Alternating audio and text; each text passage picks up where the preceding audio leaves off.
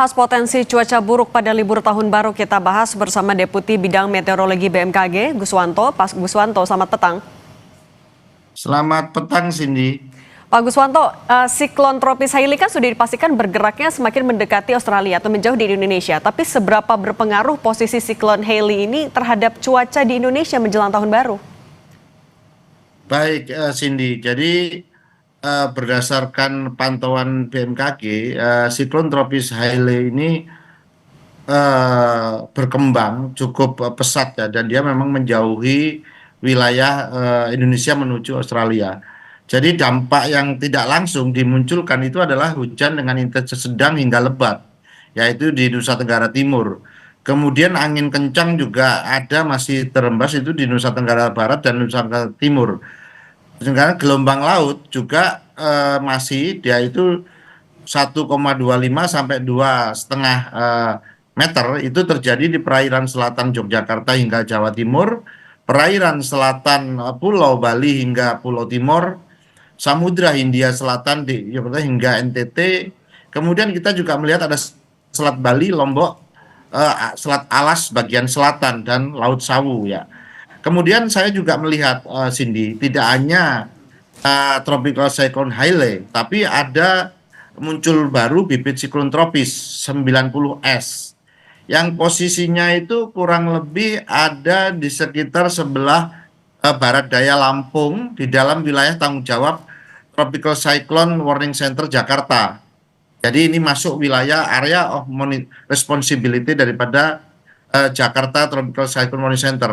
Oke, Dan Pak. ini memiliki dampak yang lebih dekat dengan wilayah kita. Misalkan hujan intensitas sedang hingga lebat itu ada Lampung, Banten, Jakarta, Jawa Barat.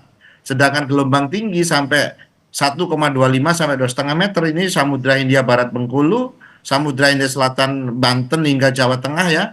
Dan termasuk Selat Sunda bagian selatan dan perairan Selat Banten hingga Jawa Tengah. Dan masih 2,5 sampai 4 meter itu terjadi di Samudra Hindia Selatan Lampung. Oke, Pak Guswanto, tapi kalau untuk yang kita yang siklus Hailey dulu, yang siklon Hailey dulu itu harus waspada sampai kapan, Pak? Kalau kami lihat di Hailey ini sampai 2 hari 3 hari ke depan, atau kalau boleh paling lama itu 96 jam itu akan masuk daratan Australia. Oke. Biasanya kalau masuk daratan Australia dia akan punah. Oke, kalau yang 90S itu kan juga posisinya dekat dengan tadi Lampung dan juga Pulau Jawa. Artinya daerah-daerah yang harus waspada itu juga mana saja, Pak, dan sampai kapan?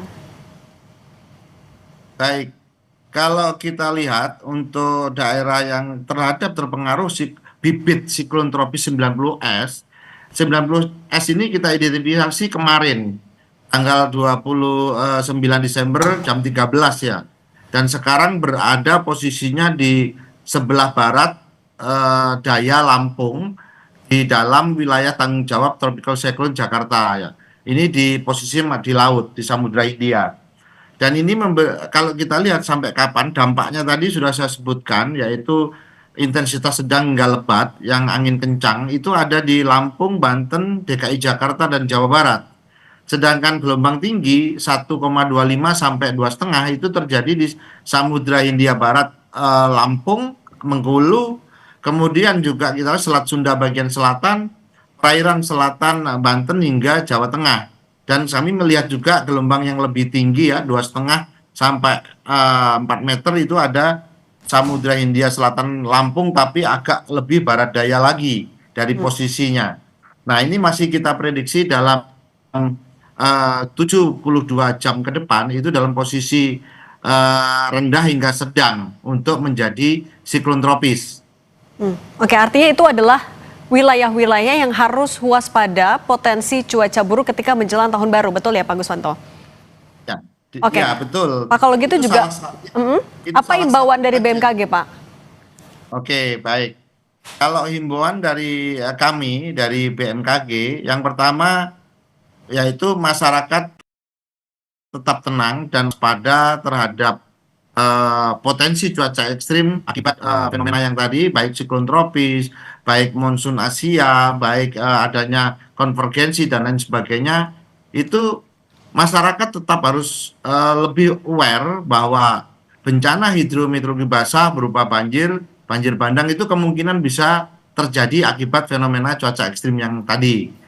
Yang kedua, masyarakat juga kami berharap selalu mengupdate informasi cuaca, misalkan cuaca publik, cuaca penerbangan, dan cuaca maritim itu dari BMKG, sehingga jangan terjebak pada informasi tidak resmi, misalkan informasi yang bersifat hoax. Kami juga memiliki aplikasi telepon pintar info BMKG.